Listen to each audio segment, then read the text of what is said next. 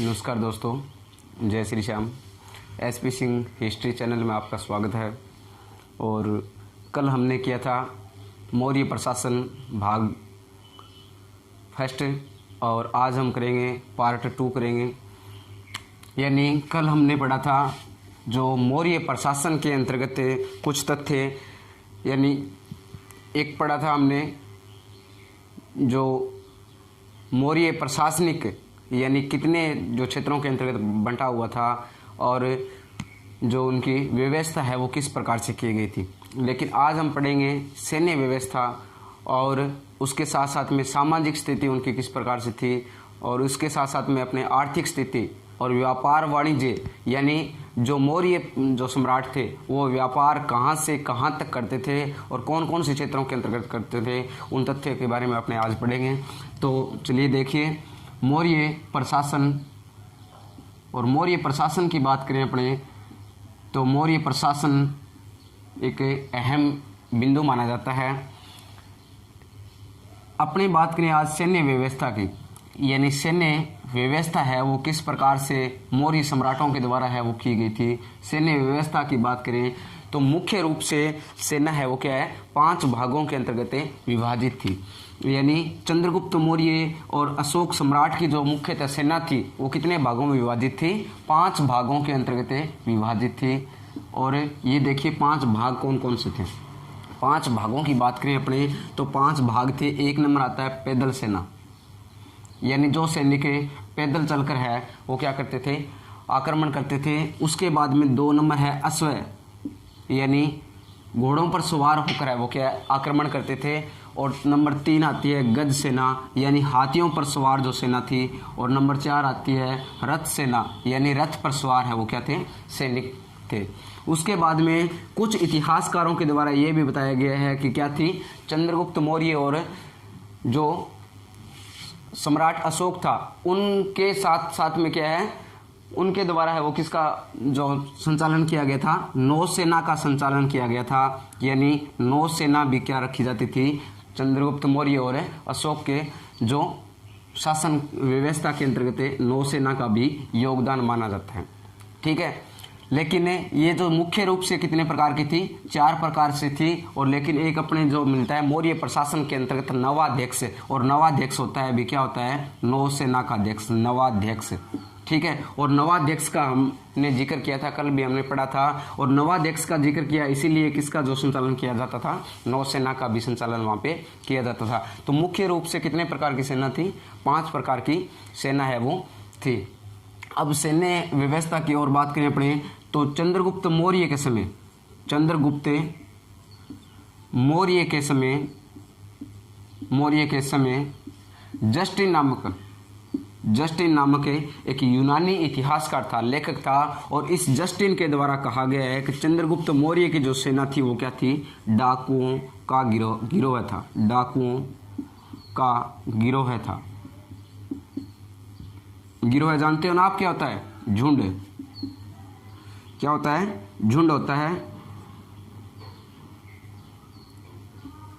डाकुओं का झुंड था। ठीक है, ये किसके द्वारा कहा गया है, ये कथन है जस्टिन के द्वारा ये कहा गया है। एक और बात करें अपने कि यानी जो सर्वप्रथम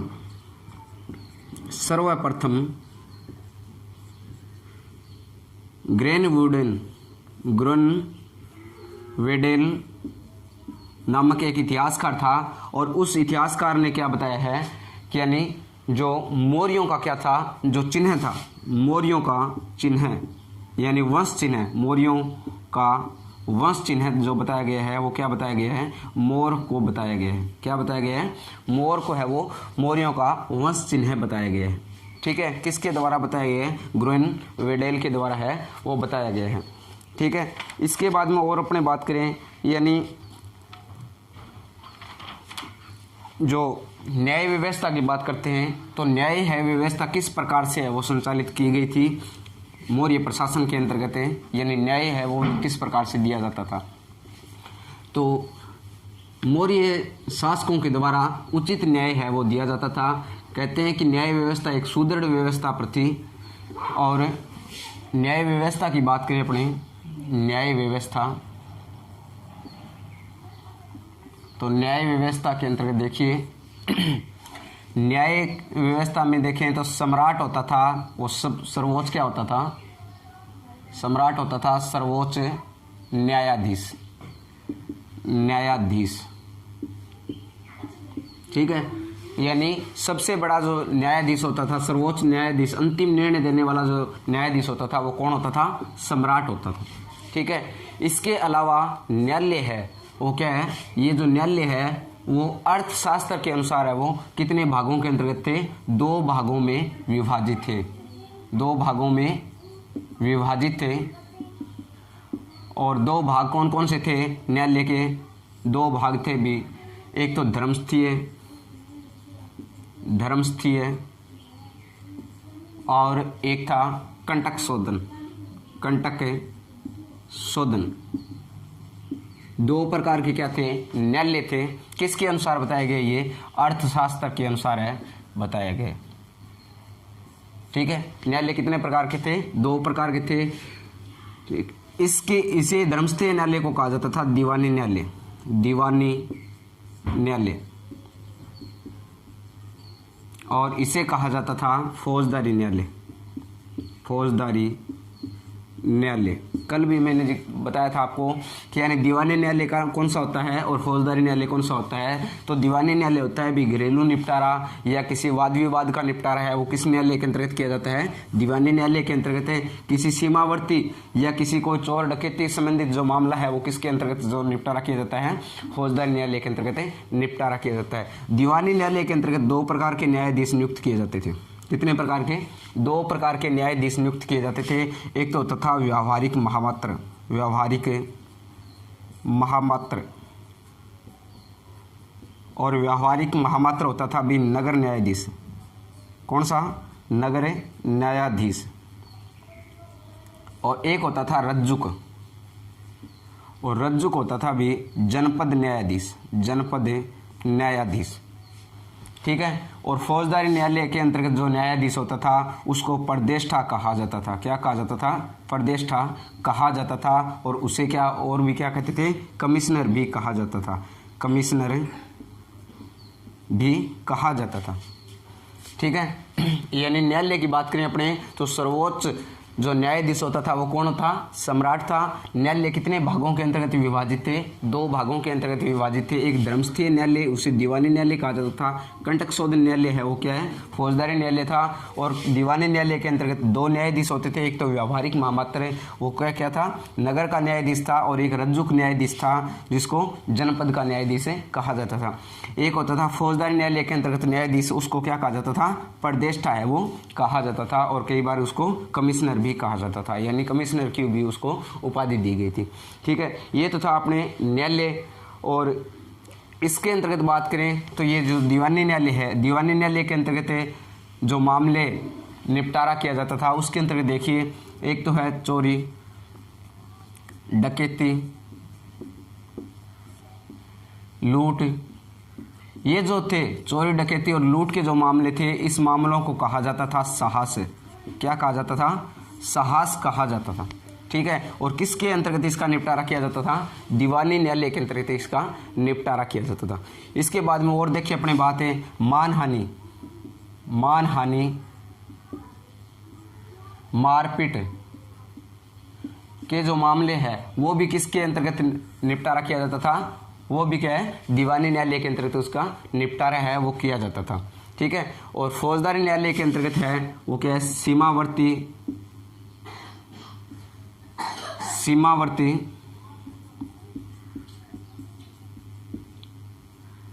झगड़े या कोई अन्य कोई व्यक्ति संबंधित यानी राज्य के व्यक्ति संबंधित जो कोई निपटारा किया जाता था वो किस में किया जाता था, फौजदारी न्यायालय के अंतर्गत निपटारा किया जाता था, ठीक है। ये थी इनकी न्याय व्यवस्था।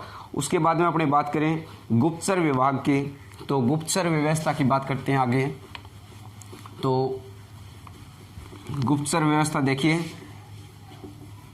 मौर्य साम्राज्य के अंतर्गत अनेक गुप्तचर नियुक्त किए हुए थे, यानी गुप्त जानकारी प्राप्त करने के लिए किसी भी प्रकार का अगर कोई व्यक्ति आक्रमणकारी कोई आक्रमण करता है या किसी अन्य कोई अपराध करता है, उसकी गुप्त जानकारी के लिए क्या है, मौर्य सम्राटों के द्वारा क्या है, गुप्तचर नियुक्त किए हुए थे। गुप्तचर व्यवस्था। और गुप्तचर अधिकारी का मैंने कल भी आपको नाम बताया था, केंद्रीय प्रशासन के अंतर्गत है। और गुप्तचर अधिकारी होता था मात्रा प्रसरण। क्या था? गुप्तचर अधिकारी था, गुप्तचर अधिकारी था। अब देखिए अर्थशास्त्र के अंतर्गत यानी चाणक्य के द्वारा जो अर्थशास्त्र लिखी गई है, और उस अर्थशास्त्र के अंतर्गत चाणक्य ने ये बात कही है कि यानी जो गुप्तचर अधिकारी थे, इन गुप्तचर अधिकारियों को क्या कहा जाता था, अर्थशास्त्र में क्या कहा जाता था, ग्रूड फ्रूस कहा जाता था, ग्रूड फ्रूस कहा जाता था। ठीक है, किसके द्वारा कहा जाता था? अर्थशास्त्र में कहा जाता था। गुप्तचर अधिकारियों को क्या कहा जाता था? ग्रूड फ्रूस कहा जाता था। ठीक है, गुप्तचर की बात करें तो गुप्तचर व्यवस्था है वो मुख्य रूप से दो भागों के अंतर्गत विभाजित थे भी। ठीक है, दो भाग कौन कौन से थे? एक तो थे संस्था गुप्तचर, संस्था गुप्तचर, और एक थे संचारा गुप्तचर, संचारा गुप्तचर। ठीक है, अब देखिए ये भी क्या है, अलग अलग 5 भागों के अंतर्गत ये विभाजित थे, और ये भी क्या है, लगभग 4-5 भागों के अंतर्गत विभाजित थे, अलग अलग भागों के अंतर्गत विभाजित थे। संस्था गुप्तचर वो गुप्तचर होते थे यानी जो एक संस्था बनाकर गुप्त जानकारियां प्राप्त करते थे। जैसे अपने बात करें, जो कोई सन्यासी होता है वो एक जगह रहकर क्या करता है, तपस्या करता है। एक विद्यार्थी होता है वो एक स्थान पर जाकर शिक्षा ग्रहण करता है। यानी अलग अलग जो भेष के अंतर्गत है, एक संस्था के रूप में जो कार्य करने वाले जो गुप्तचर होते थे वो संस्था गुप्तचर कहलाते थे। और जो भटककर एक स्थान से दूसरे स्थान पर भटक कर जो गुप्त जानकारियां प्राप्त करते थे उनको क्या कहा जाता था? संचारा गुप्तचर कहा जाता था। अब ये मुख्य रूप से देखें तो 5 प्रकार के थे, और इनके 5 प्रकारों के अंतर्गत देखिए, एक आता है काप्टिक, और काप्टिक होता है भी दूसरों का रहस्य जानने वाले, दूसरों का रहस्य जानने वाले, और विद्यार्थी के वेश में, विद्यार्थी के वेश में। ठीक है, क्या थे? काप्टिक गुप्तचर कहलाते थे। उसके बाद में दूसरी बात करें अपने उदास्थित, और उदास्थित होते थे भी सन्यासी के वेश में, सन्यासी के वेश में। ठीक है, 3 नंबर की बात करें तो एक होता था गृहपतिक, गृहपतिक, और गृहपतिक गुप्तचर होता था भी गरीब किसान के रूप में, गरीब किसान के रूप में। ठीक है, उसके बाद में 4 नंबर की बात करें तो एक होता था विधेयक, विधेयक, और विधेयक होता था गरीब व्यापारी के भेष में, गरीब व्यापारी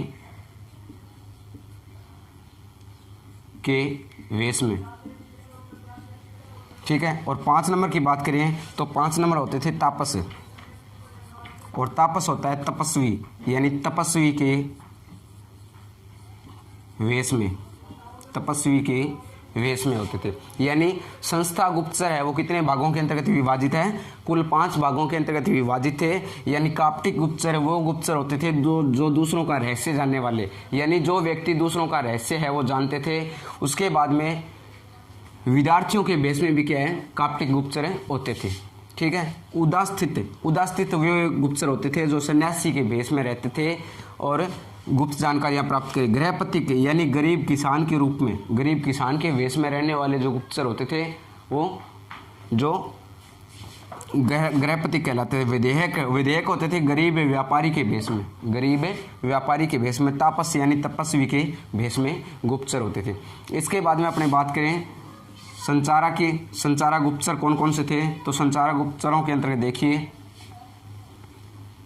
एक होता था संचारा गुप्तचरों की बात करें अपने तो एक होता था सत्री यानी वशीकरण। कुछ व्यक्ति एक स्थान से दूसरे स्थान के ऊपर जाकर क्या करते हैं, वशीकरण करते हैं। ठीक है, यानी किसी को वश में करने वाला कार्य। वशीकरण ज्योतिषी, यानी जो हाथ वगैरह जो देखते हैं ना आजकल, जो पाखंड के रूप में यानी हाथ दिखाना के जो कार्य ज्योतिषी के रूप में है, वो क्या करते थे, गुप्त जानकारी है वो प्राप्त करते थे। यानी एक स्थान से दूसरे स्थान के ऊपर भटक भटक कर है वो जो गुप्त जानकारियाँ प्राप्त करते थे वो क्षत्रिय कहलाते थे। उसके बाद में जो दो नंबर आता है वो तीक्ष्ण गुप्तचर थे। और तीक्ष्ण गुप्तचर होते हैं भी, जो 2 नंबर है वो तीक्ष्ण गुप्तचर थे। धन के लिए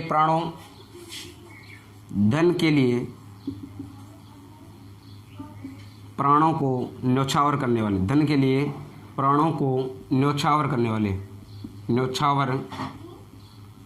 वाले,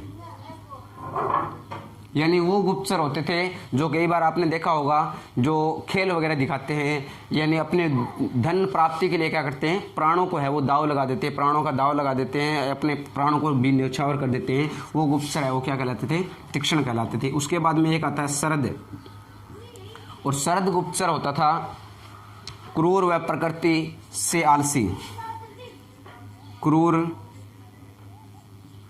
व प्रकृति से आलसी गुप्तचर, यानी आलसी प्रवृत्ति के जो गुप्तचर है वो क्या होते थे, शरद गुप्तचर कहलाते थे। उसके बाद में परिवारजिका, 4 नंबर आते हैं परिवारजिका। और परिवारजिका वे स्त्रियां होती थी जो क्या है, जो सन्यासिनी के वेश में रहती थी, सन्यासिनी के वेश में स्त्रियां, ठीक है। यानी अलग अलग प्रकार की है वो गुप्तचर व्यवस्था है वो जो संचालित थी। एक संस्था गुप्तचर होते थे और एक संचारक गुप्तचर होते थे। अलग अलग भागों के अंतर्गत इनका जो कार्य है वो बांटा गया हुआ था। उसके बाद में बात करें अपने तो एरियन जो नामक इतिहासकार है, एरियन नामक जो इतिहासकार यूनानी इतिहासकार है, उस एरियन ने क्या कहा है, जो इन गुप्तचरों को है वो कहा है जो ओवरसियर के नाम से वो उन्होंने पुकारा है। और एक स्टेब्रो नामक जो इतिहासकार आता है, उस स्टेब्रो ने उसको क्या कहा है, गुप्तचरों को इंस्पेक्टर के नाम से पुकारा है। कई बार पूछ लिया जाता है कि जो यूनानी इतिहासकार स्टेब्रो ने गुप्तचरों को क्या कहा था, ऑप्शन दे दिया अलग अलग, और उसके अंतर्गत इंस्पेक्टर होता है वो क्या है, सही होता है, करेक्ट आंसर होता है। अब देखिए एरियन, यूनानी इतिहासकार है एरियन, और एरियन के द्वारा गुप्तचरों को क्या कहा गया है, ओवरसियर कहा गया है, ओवरसियर कहा गया है, ठीक है। और एक आता है यूनानी इतिहासकार है स्टेब्रो, और स्टेब्रो के द्वारा कहा गया है इंस्पेक्टर कहा गया है, ठीक है। उसके बाद में अपने बात करें और नर गुप्तचर होते थे,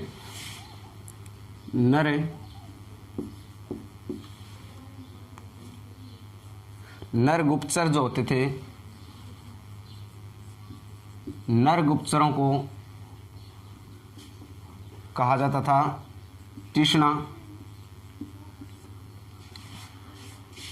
कहा जाता था। और उसके साथ साथ में क्या है, शरद और संति भी कहा जाता था, शरद और संति भी कहा जाता था। किसको कहा जाता था, नर गुप्तचरों को। और महिला जो गुप्तचर होती थी, यानी गुप्तचरों के अंतर्गत महिला और पुरुष दोनों ही जो नियुक्त किए जाते थे, और महिला गुप्तचरों को वर्षली,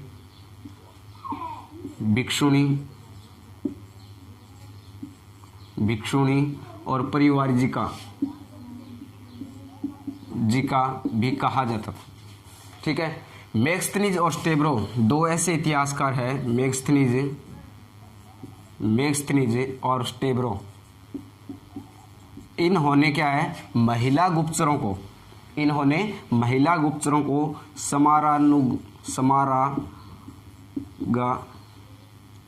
समारानुरागिनी कहा है, समारानुरागिनी कहा है, ठीक है। उसके बाद में अपनी बात करें सामाजिक व्यवस्था की। ये यहाँ तक क्लियर हो गया। अगर जो कोई बात समझ में नहीं आई है तो दोबारा उसको रिपीट करके देख लेना। और देखिए एक बार और दोबारा रिपीट कर लेते हैं। एरियन जो यूनानी इतिहासकार है, गुप्तचरों को क्या कहा है? ओवरसियर कहा है। स्टेब्रो के द्वारा इंस्पेक्टर कहा जाता था। नर गुप्तचर होते थे तृष्णा, शरद और संति कहलाते थे। महिला जो गुप्तचर थे उसको वर्सली, विष्णु और परिवारजिका कहा जाता था। मेगस्थनीज और स्टेब्रो महिला गुप्तचरों को क्या कहते थे? समारा, अनुरागिनी कहते थे। यानी उसके बाद में सामाजिक व्यवस्था की बात करें तो समाज है वो किस प्रकार से था और सामाजिक जो व्यवस्था है वो किस प्रकार से संचालित किए जाते थे। सामाजिक व्यवस्था की बात करें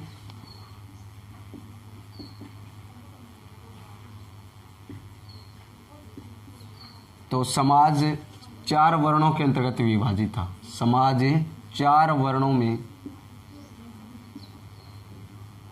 विभाजित था। ठीक है, यानी ऋग्वैदिक जो काल था, उत्तर वैदिक काल था, उसके अंतर्गत वर्ण व्यवस्था निर्धारित की गई थी। वर्ण कितने प्रकार के बताए गए हैं? 4 प्रकार के बताए गए हैं। उसी प्रकार से मौर्य वंश के अंतर्गत मौर्य शासन काल के दौरान भी क्या थी? वर्ण व्यवस्था है वो 4 वर्णों पर टिकी हुई थी, आधारित थी। ठीक है, 4 वर्ण आप जानते ही हो। ठीक है, कौन कौन से होते हैं? एक तो ब्राह्मण होता है सबसे श्रेष्ठ जो माना जाता है, उसके बाद में क्षत्रिय होता है, और एक उसके बाद में वैश्य होता है, और वैश्य के बाद में शूद्र होता है, और सबसे निम्न वर्ग है वो कौन सा बताया गया है? शूद्र वर्ग को है वो बताया गया, वर्ण को बताया गया। ठीक है, इसके अंतर्गत उल्टा है थोड़ा। देखिए क्या है, ये जो शूद्र वर्ण है, वर्ण व्यवस्था के अंतर्गत शूद्र वर्ण को सबसे नीचा यानी निम्न जाति का जो बताया गया था, लेकिन मौर्य प्रशासन व्यवस्था के अंतर्गत क्या है? शूद्रों को क्या माना जाता था? आर्यों के समान माना गया है। किसके समान माना गया है? आर्यों के समान माना गया है। ये बात कहाँ लिखी हुई है, कहाँ पर है? अर्थशास्त्र के अनुसार है। किसके अनुसार है? अर्थशास्त्र के अनुसार। यानी चंद्रगुप्त मौर्य का जो प्रधानमंत्री यानी जो मित्र था, चाणक्य था, उसके द्वारा पुस्तक लिखी गई थी अर्थशास्त्र। उस अर्थशास्त्र के अनुसार क्या बताया गया है? शूद्रों को आर्य बताया गया है, और इन शूद्रों को है वो क्या है? म्लेच्छों से अलग रखा गया, पृथक रखा गया। म्लेच्छों से पृथक रखा गया, पृथक रखा गया। ठीक है, इसके बाद में और बात करें अपने तो मेगस्थनीज के अनुसार देखिए, जो मेगस्थनीज था, और मेगस्थनीज ने क्या है? समाज को 7 जातियों के अंतर्गत विभाजित किया है। कितनी जातियों के अंतर्गत? 7 जातियों के अंतर्गत विभाजित किया है। यानी मेगस्थनीज ने बताया कि जो मौर्य साम्राज्य की जो सामाजिक व्यवस्था थी वो कितने भागों में विभाजित थी? 7 जातियों के अंतर्गत विभाजित थी, बांटी गई थी। इसके अंतर्गत देखिए एक नंबर आता है दार्शनिक। दार्शनिक यानी जो विद्वान व्यक्ति थे। ठीक है, उसके बाद में 2 नंबर बात करें तो 2 नंबर आते हैं किसान। ठीक है, 3 नंबर की बात करें तो 3 नंबर आते हैं पशुपालक और शिल्पी, शिकारी। और 4 नंबर की बात करें तो व्यापारी प्लस में शिल्पी, यानी व्यापार वाणिज्य से जुड़े हुए व्यक्ति और शिल्प कार्य से जुड़े हुए व्यक्ति थे। नंबर 5 की बात करें तो एक आते हैं सैनिक। ठीक है, और 6 की बात करें तो निरीक्षण, यानी निरीक्षक करने वाले जो अधिकारी थे वो क्या है? अलग अलग जातियों के अंतर्गत थे। उसके बाद में 7 नंबर की बात करें तो आते हैं मंत्री, यानी मंत्रियों की भी क्या है? अलग अलग जातियों के अनुसार उनकी नियुक्ति है वो की जाती थी। ठीक है, ये बात किसके अनुसार बताई गई है? मेगस्थनीज के अनुसार बताई गई है। ठीक है, अर्थशास्त्र में ये बात कही गई है कि यानी जो शूद्र वर्ण है वो क्या था? आर्यों के समान था, और म्लेच्छों से उसे क्या रखा गया था? पृथक यानी अलग रखा गया था। वर्ण व्यवस्था समाज के अंतर्गत कितने प्रकार की थी? 4 प्रकार की थी। किसके अनुसार है ये? अर्थशास्त्र के अनुसार बताए गए। ठीक है, उसके बाद में बात करें अपने तो आगे देखिए, स्त्रियों की दशा की बात करें तो स्त्रियों की दशा है वो मौर्य साम्राज्य के अंतर्गत ठीक ठाक थी, अच्छी थी।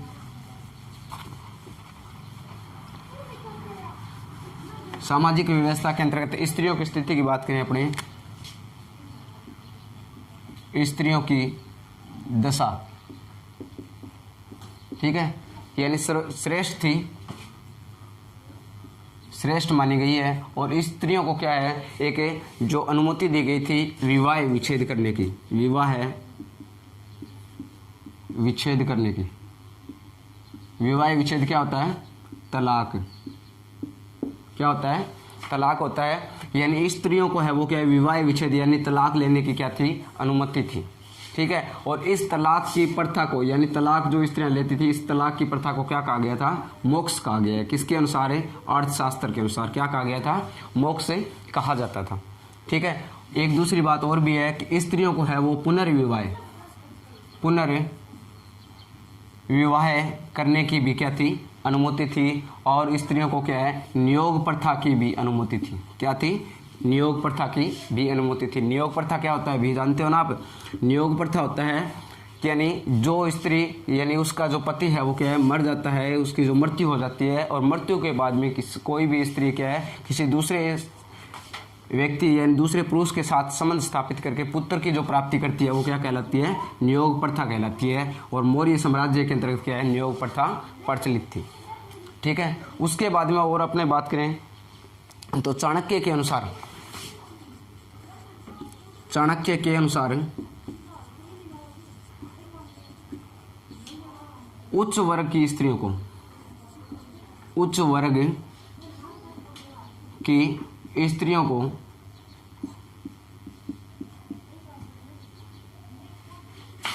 को क्या है, अपने घर के अंदर ही रखा जाता था, यानी चार दीवारी के अंतर्गत ही रखा जाता था। और उसको कहा जाता था अनिष्कासिनी। अनिष्कासिनी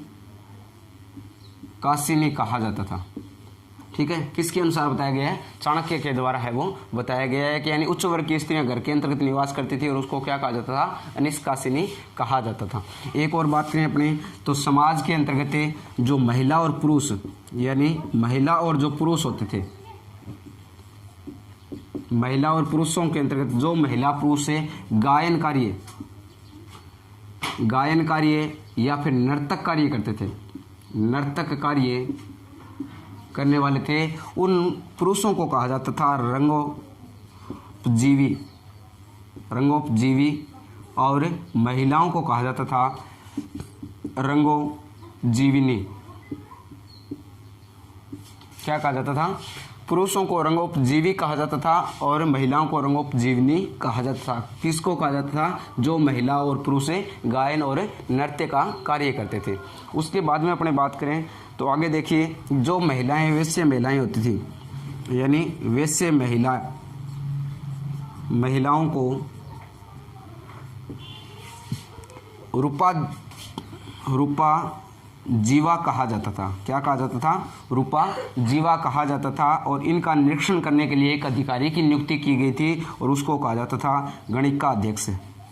गणिकाध्यक्ष जो हमने कल पढ़ा था, यानी गणिकाध्यक्ष क्या होता है, वेश्याओं का निरीक्षण करने वाला अधिकारी था। ठीक है। उन्हें क्या कहा जाता था, रूपा जीवा कहा जाता था। किसको, वैश्य महिलाओं को कहा जाता था। उसके बाद में अपने बात करें तो अर्थशास्त्र के अंतर्गत सती प्रथा का कोई उल्लेख नहीं मिलता है। किसके अनुसार नहीं मिलता है, अर्थशास्त्र के अनुसार सती प्रथा का कोई उल्लेख नहीं मिलता है, कोई उल्लेख नहीं मिलता है। ठीक है। किसके अनुसार नहीं मिलता है, अर्थशास्त्र के अनुसार है वो, कोई सती प्रथा का उल्लेख नहीं मिलता है। लेकिन अपवाद के रूप में है यूनानी जो इतिहासकार है, यूनानी इतिहासकार है, उन यूनानी इतिहासकारों के द्वारा बताया गया है कि उत्तरी भारत और पश्चिमी भारत, उत्तरी भारत और पश्चिमी भारत के अंतर्गत क्या थी, सती प्रथा है वो प्रचलित थी।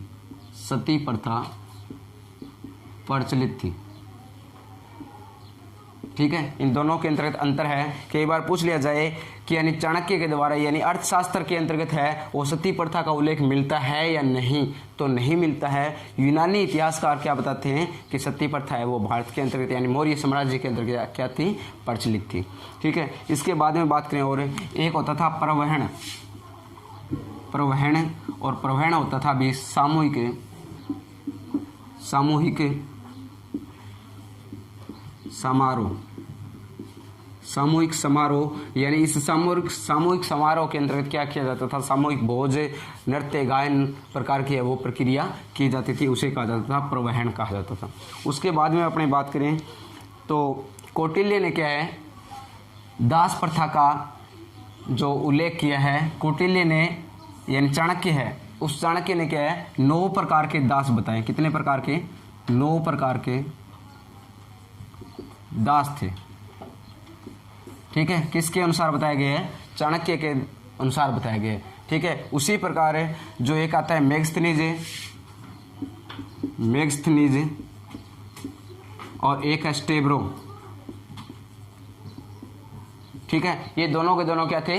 विदेशी इतिहासकार थे। और इन विदेशी इतिहासकारों के द्वारा क्या कहा गया है, कोई भी दास प्रथा है वो भारत के अंतर्गत प्रचलित नहीं थी। दास प्रथा प्रचलित नहीं थी। किसके अनुसार बताया गया है? मेगस्थनीज और स्टेब्रो के अनुसार। देखिए इसके अंतर्गत अंतर क्या है, दोनों में अंतर किस प्रकार से है। चाणक्य की बात करें तो चाणक्य एक विदेशी न होकर क्या एक भारतीय व्यक्ति था, और वो अपने स्वयं भारत के जो भ्रमणशील व्यक्ति था, और उसको पता था कि यानी भारत के अंतर्गत दास है वो किस प्रकार से रखे जाते हैं, दास है या नहीं है। ठीक है, इसलिए उन्होंने, चाणक्य ने अपनी पुस्तक अर्थशास्त्र के अंतर्गत क्या किया है, दासों का उल्लेख किया है। 9 प्रकार के उन्होंने क्या है, दास बताए। लेकिन मेगस्थनीज और स्टेब्रो नामक जो इतिहासकार, यानी विदेशी जो इतिहासकार थे, उनके अनुसार वो क्या है, कोई भी दास प्रथा प्रचलित नहीं थी। क्यों नहीं थी? क्योंकि भारत के अंतर्गत दासों के साथ है वो क्या है, व्यवहार जो किया जाता था, सलूक जो किया जाता था, वो एक अच्छा जो व्यवहार किया जाता था। इसलिए इनको लगा क्या लगा था कि यानी यहाँ पे भारत में किसी भी प्रकार की कोई दास प्रथा है वो प्रचलित नहीं है। इसमें दोनों में अंतर इतना ही है बस। उसके बाद में बात करें धर्म की, यानी धर्म है वो कौन सा था, तो मौर्य साम्राज्य के अंतर्गत मुख्य रूप से 2 प्रकार के धर्म प्रचलित थे। वैसे तो अलग अलग धर्म प्रचलित थे, लेकिन मुख्य रूप से बात करें तो 2 ही धर्म प्रचलित थे। एक तो वैदिक धर्म था और एक बौद्ध धर्म था। ठीक है, इसके अलावा तो एक आजीविक भी, बिंदुसार के द्वारा आजीविक धर्म भी अपनाया गया था। और उसके साथ साथ में क्या है, जो अपने बात करें कुछ यानी चंद्रगुप्त मौर्य, उन्होंने भी क्या है, वैदिक धर्म को छोड़कर है वो क्या अपना लिया था, जो अपना जैन धर्म है वो अपना लिया था। लेकिन धर्म मुख्य रूप से देखें तो 2 ही धर्म प्रचलित थे। 2 धर्म प्रचलित थे। ठीक है, कौन कौन से? एक तो आता है वैदिक धर्म,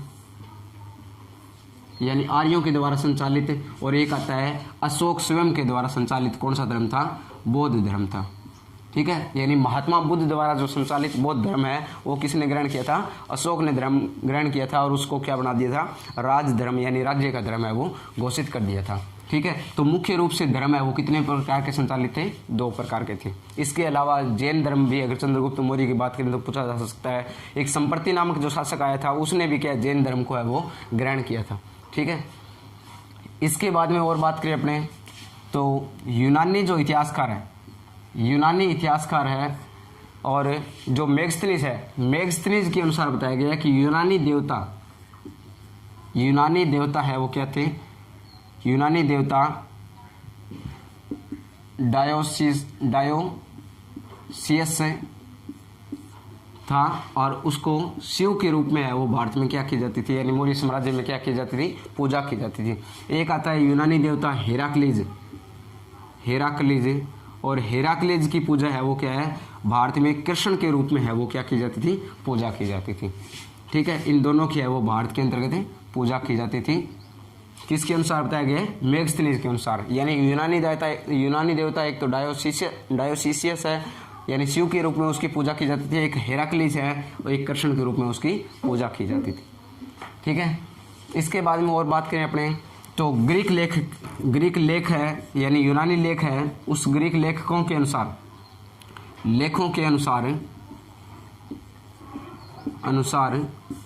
जो गंगा नदी है, उस गंगा नदी की क्या है? पूजा की जाती थी मौर्य साम्राज्य के अंतर्गत। किसके रूप में? उपास्य देवी के रूप में। किसके रूप में? उपास्य देवी के रूप में गंगा नदी की पूजा की जाती थी। ठीक है, इसके बाद में और बात करें अपने ब्राह्मणों को जो दी जाने वाली भूमि थी, ब्राह्मणों को कर मुक्त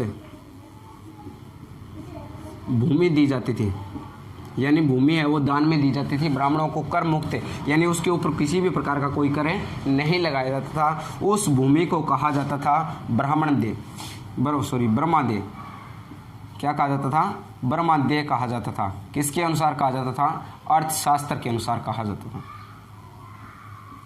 ठीक है, ये बात याद रखना। यानी ब्राह्मणों को कर मुक्त भूमि, जो यानी राज्य द्वारा कर मुक्त भूमि दी जाती थी, उसको ब्रह्मादेय कहा जाता था। किसके अनुसार कहा गया है? अर्थशास्त्र के अनुसार कहा जाता था। उसके बाद में और बात करें अपने जो देवी देवताओं की जो मूर्तियों का निर्माण करने वाले लोग थे, यानी देवताओं की मूर्तियां जो बनाई जाती थी, मूर्तियां बनाने वाले जो लोग थे उसको कहा जाता था देवता कारू कहा जाता था। ठीक है, यानी जो लोग देवता की जो मूर्तियां बनाते थे, शिल्पकार थे, उस शिल्पियों को कहा जाता था देवता कारू कहा जाता था। ठीक है, उसके बाद में आगे नेक्स्ट देखिए आर्थिक व्यवस्था, यानी अर्थव्यवस्था है वो किस प्रकार से मौर्य साम्राज्य के अंतर्गत संचालित थी, किस प्रकार से जो रख रखाव उसका किया गया था। अर्थव्यवस्था की बात करें तो लगभग भारत के अंतर्गत आज भी क्या है और पीछे प्राचीन काल से भी क्या है, लगभग जो बात करें तो 70% जो आंकड़ा है वो क्या है? कृषि पर आधारित था। आर्थिक व्यवस्था आजकल तो फिर भी भारत के अंतर्गत क्या है, जो उद्योग संचालित हो गए हैं, इसलिए क्या है जो कुछ व्यवस्था है वो उद्योगों के ऊपर जो उनकी जो टिकी हुई है। लेकिन मौर्य साम्राज्य की बात करें तो आर्थिक व्यवस्था है वो किसके ऊपर आधारित थी? कृषि, पशुपालन और वाणिज्य पर आधारित थी। ठीक है, और इन्हें कहा जाता था वार्ता। क्या कहा जाता था? वार्ता कहा जाता था। ठीक है, इसके बाद में अपने बात करें मौर्य काल में सर्वप्रथम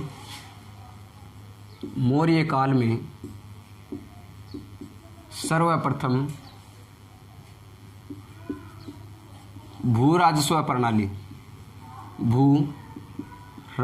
प्रणाली की रूपरेखा तैयार की गई थी। राजस्व प्रणाली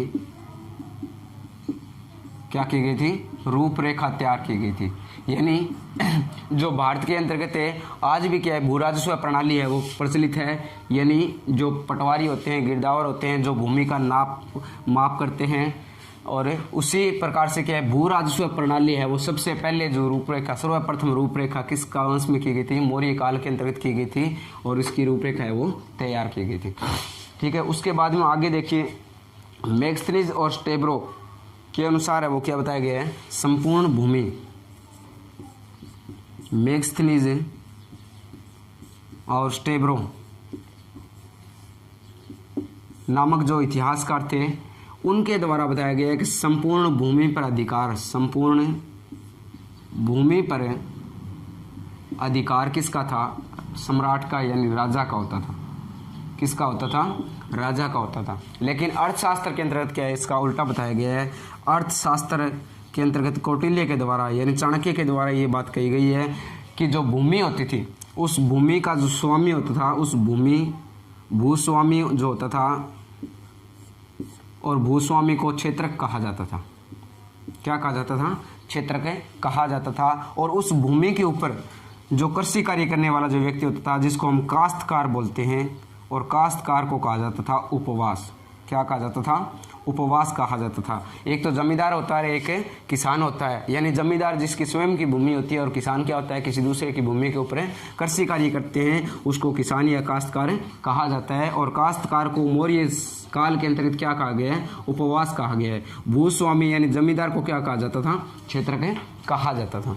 ठीक है, किसके अनुसार बताया गया ये बात है? अर्थशास्त्र के अनुसार। लेकिन मैग्स्थनीज और स्टेब्रो अपवाद के रूप में ये कहते हैं कि संपूर्ण भूमि के ऊपर अधिकार था वो किसका था? राजा का होता था। उसके बाद में अपने बात करें अर्थशास्त्र में जो अनेक प्रकार के कर प्रचलित थे, अनेक प्रकार के क्या थे, कर प्रचलित थे। अनेक प्रकार की जो भूमियाँ होती थी और उस भूमि के अनुसार है वो क्या है, कर व्यवस्था है वो प्रचलित की गई थी। तो कर की बात करें अपने अर्थशास्त्र के अनुसार है कुल 21 करों का उल्लेख है वो किया गया है।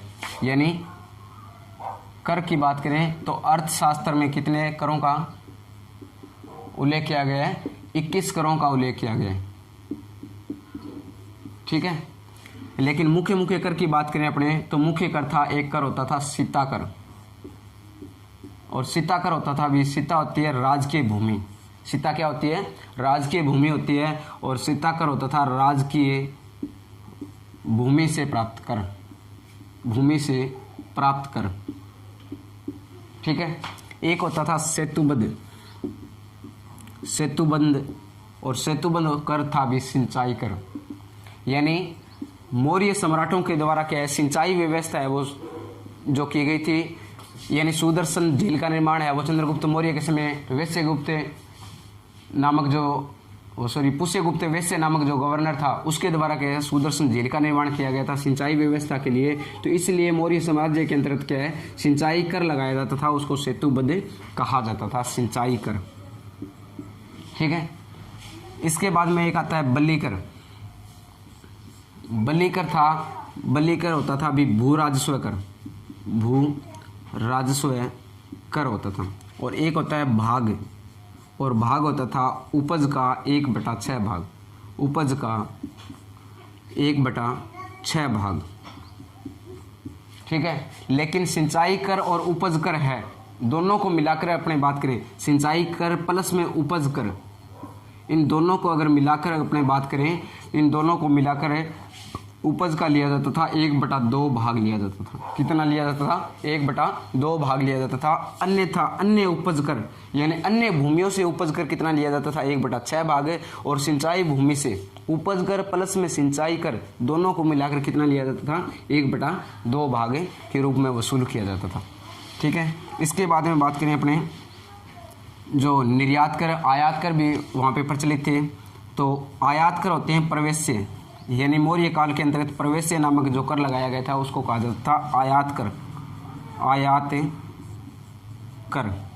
और निष्क्राम्य, निष्क्राम्य होता था निर्यात कर, निर्यात कर। ठीक है। एक होता था परण्य, परण्य, और परण्य होता था भी आपातकालीन कर, आपातकाल कर। ठीक है। और एक होता था हिरण्य, हिरण्य, और हिरण्य होता था नगद कर, नगद कर। और एक होता था विशिष्ट, विशिष्ट, और विशिष्ट होता था बेगार या निःशुल्क कर, बेगार कर।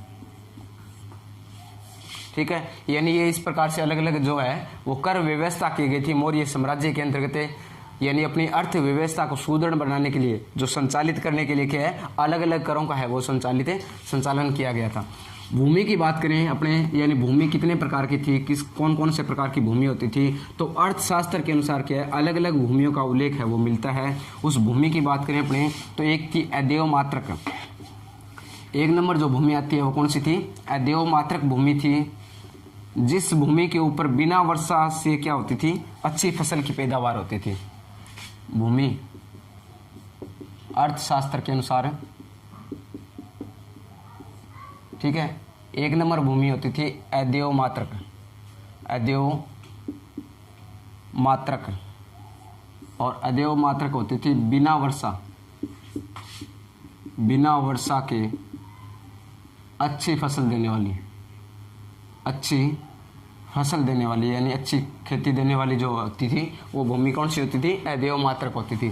उसके बाद में बात करें 2 नंबर है देव मात्रक, देव मात्रक है। और देव मात्रक होती थी वर्षा पर आधारित, वर्षा पर आधारित भूमि, आधारित भूमि।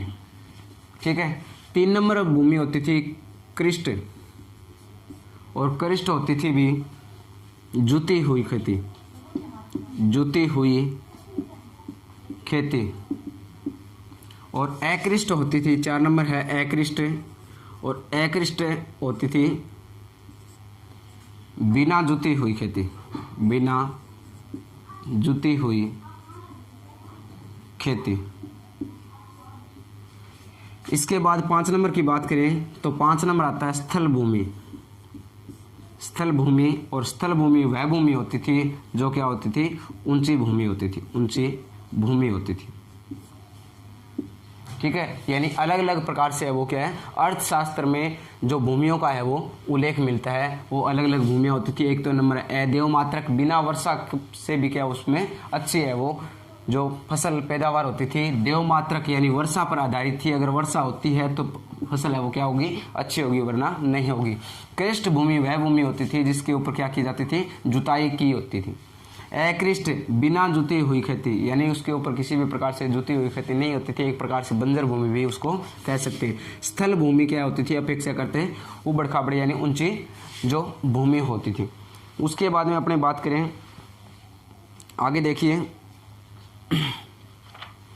एक अशोक का जो अभिलेख मिलता है, करों के अंतर्गत रह गया था, अशोक का अभिलेख मिलता है अपने रूमनदेही अभिलेख। रूमिनदेही पहले अपने बताया हुआ है अभिलेखों के अंतर्गत। रूमिनदेही अभिलेख एक ऐसा अभिलेख था जिसके अंतर्गत क्या मिलता है, 2 प्रकार के करों का उल्लेख मिलता है, एक तो बलि और एक भाग। ठीक है, और एक रूमनदेही अभिलेख का पवाद के रूप में भी है। किस प्रकार से, देखिए रूमनदेही अभिलेख का विषय है वो केवल और केवल क्या है, आर्थिक विषय है। किसका विषय है, आर्थिक विषय है। बाकी सभी जो अभिलेख लिखवाए गए थे अशोक के द्वारा वो सारे के सारे किसके मिलते हैं, प्रशासनिक मिलते हैं, प्रशासनिक अभिलेख मिलते हैं। ठीक है, लेकिन रूमनदेही एक ऐसा अभिलेख है जो क्या मिलता है, आर्थिक विषय पर आधारित था, और उसमें क्या है 2 प्रकार के करों का क्या मिलता है, उल्लेख मिलता है। ठीक है, उसके बाद में आगे देखिए सिंचाई व्यवस्था की बात करें अपने, तो सिंचाई व्यवस्था के अपने जिक्र किया है कि यानी सुदर्शन झील का है वो क्या किया गया था, निर्माण किया गया था। और सुदर्शन झील का निर्माण किसके समय में किया गया था, अभी चंद्रगुप्त मौर्य के समय में किया गया था। उसका गवर्नर था, सौराष्ट्र का जो गवर्नर था पुष्यगुप्त वैश्य। सिंचाई व्यवस्था, और सिंचाई व्यवस्था की बात करें तो सिंचाई व्यवस्था के अंतर्गत है सुदर्शन झील। सुदर्शन झील का है वो निर्माण किया गया था। सुदर्शन झील है वो कहाँ पे, अभी जूनागढ़ में। ठीक है, और जूनागढ़ कहाँ पे पड़ता है, गुजरात में पड़ता है। एक जूनागढ़ बीकानेर में भी है। ठीक है, सुदर्शन झील है वो क्या है, गिरनार की पहाड़ियों से निकली हुई जो झील है, और किसका निर्माण है वो किसके द्वारा किया गया था, चंद्रगुप्त मौर्य के समय में। चंद्रगुप्त मौर्य के समय में गवर्नर पुष्यगुप्त वैश्य द्वारा इसका निर्माण करवाया गया था। यानी निर्माण किसके द्वारा करवाया गया है, पुष्यगुप्त वैश्य के द्वारा। कौन से सम्राट के शासनकाल में, चंद्रगुप्त मौर्य के समय में करवाया गया था। इनकी मरम्मत की बात करें तो मरम्मत करवाई गई थी इनकी अशोक के समय के अंतर्गत। किसके समय में, अशोक के समय के अंतर्गत इसकी मरम्मत करवाई गई थी। और अशोक का गवर्नर था यवनराज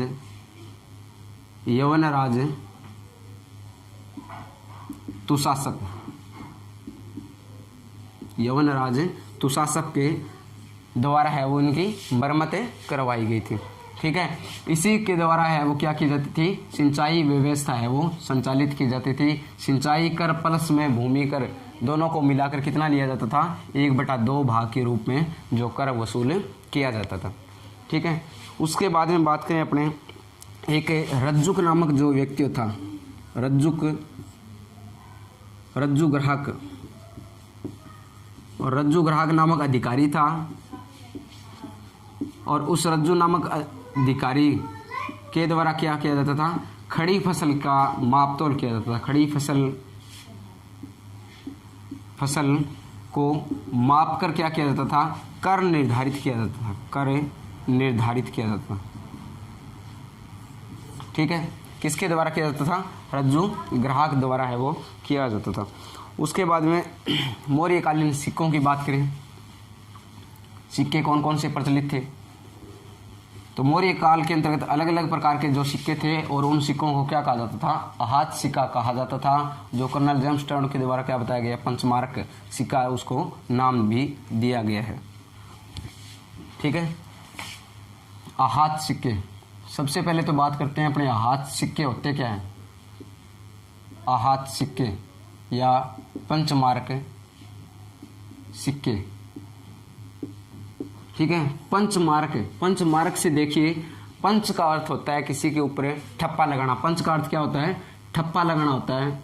और जो सिक्का यानी किसी भी जो मूर्तियों के द्वारा, मूर्तियों से या किसी अन्य किसी से क्या है उसका ऊपर ठप्पा जो लगाया जाता है सिक्कों के ऊपर, उसको कहा जाता है पंचमार्क सिक्का या आहत सिक्का कहा जाता है। पंचमार्क किसने दिया था, कर्नल जेम्स टोन के द्वारा उसका नाम है वो पंचमार्क सिक्का दिया गया था।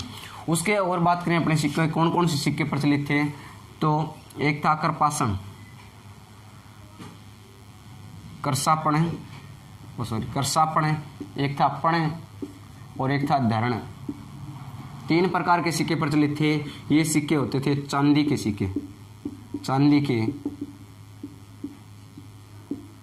सिक्के होते थे। इसके बाद में बात करें, एक होता था निशक और एक होता था सुवर्ण।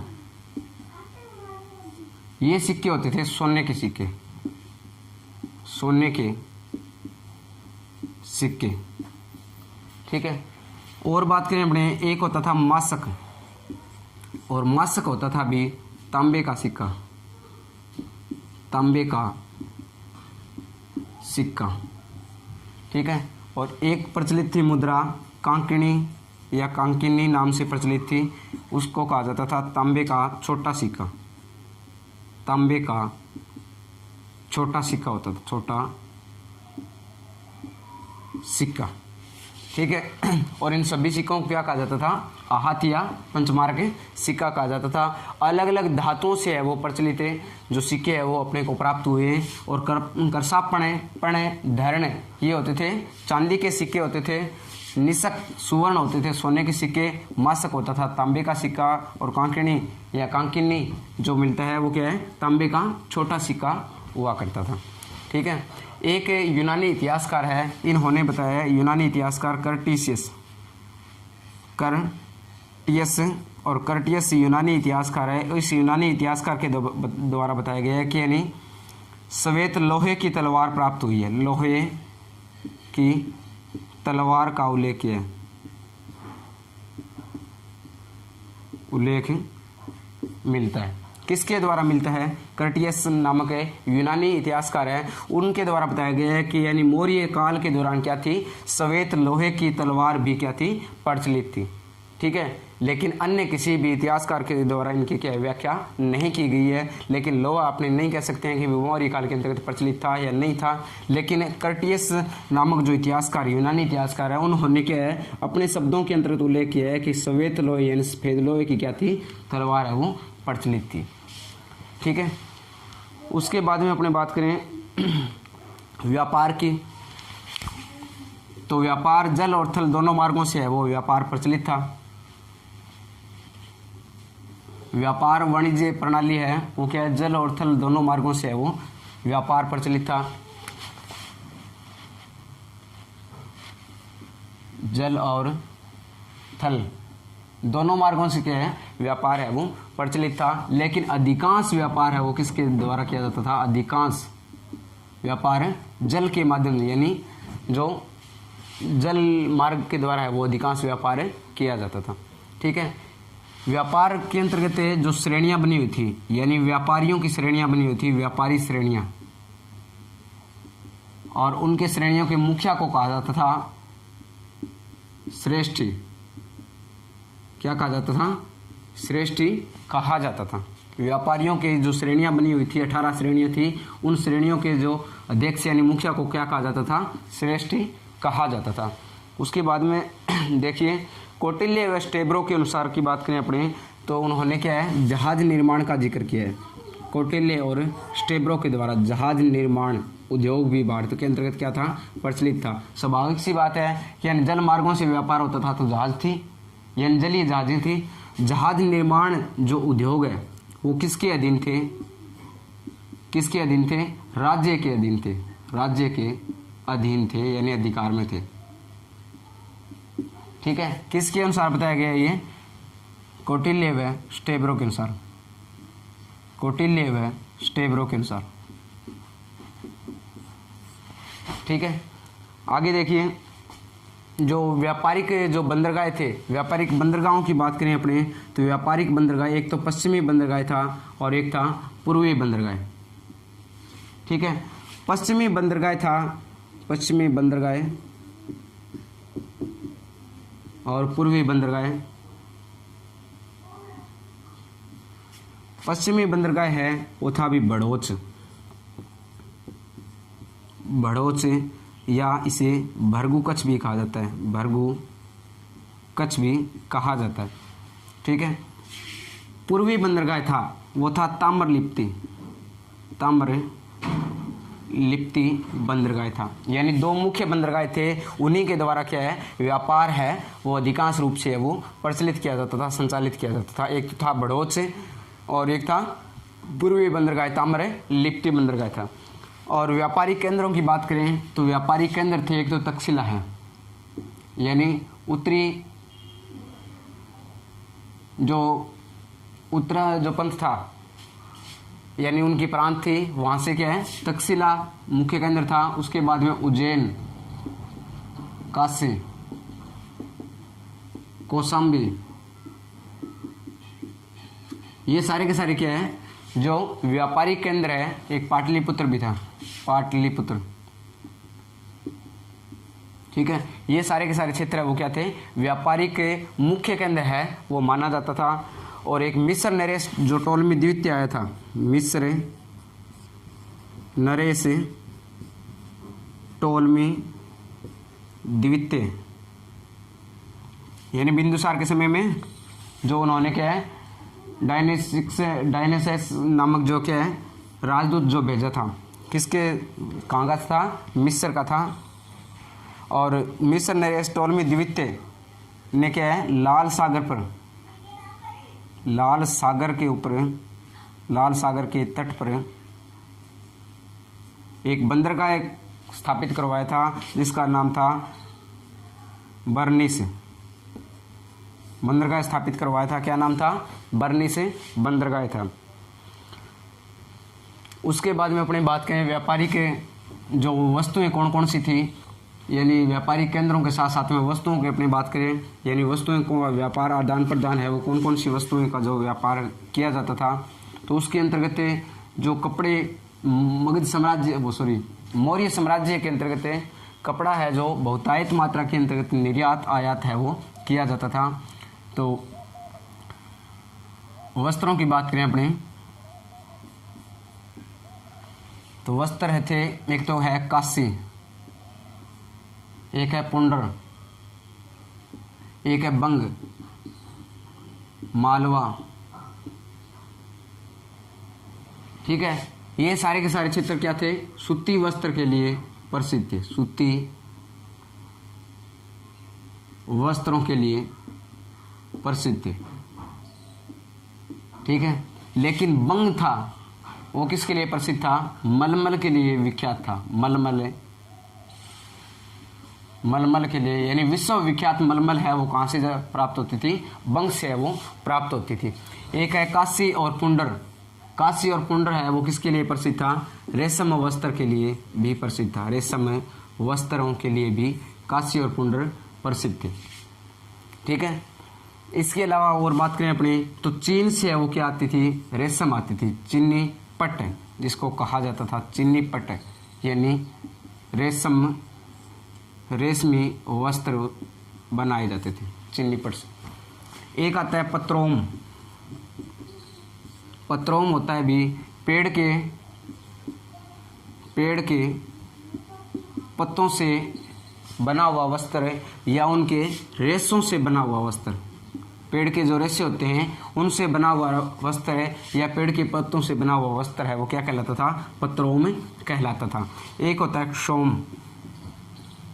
शोम, श्वेत या शोम होता था, शोम जो वस्त्र होता था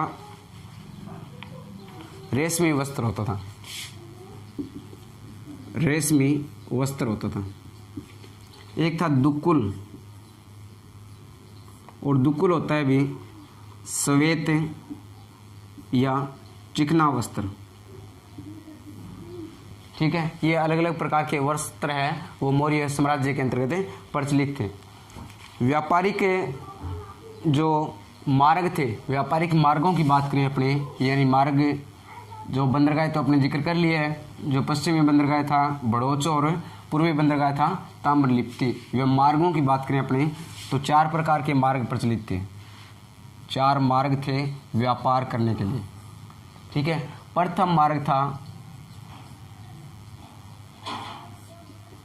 उत्तरापथ से श्रावस्ती,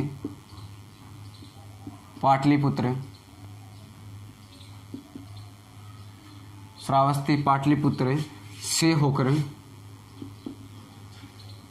ताम्रलिप्ति तक जाता था। ताम्रलिप्ति तक जाता था। ठीक है, ये था सबसे लंबा मार्ग, सबसे लंबा व्यापारिक मार्ग। ठीक है, और इस मार्ग को संज्ञा दी गई थी ग्रांड ट्रंक रोड की। ग्रांड ट्रंक मार्ग की भी क्या दी गई थी, इसे संज्ञा दी गई थी।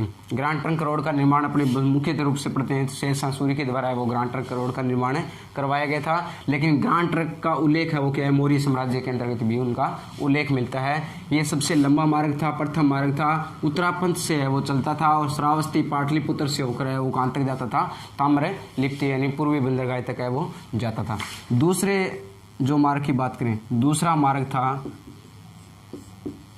मार्ग था भी पश्चिमी पाटल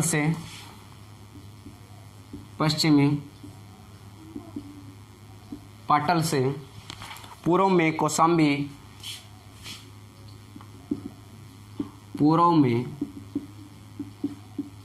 कौशाम्बी से उत्तरापथ तक। ठीक है, तीसरा मार्ग था वो था दक्षिण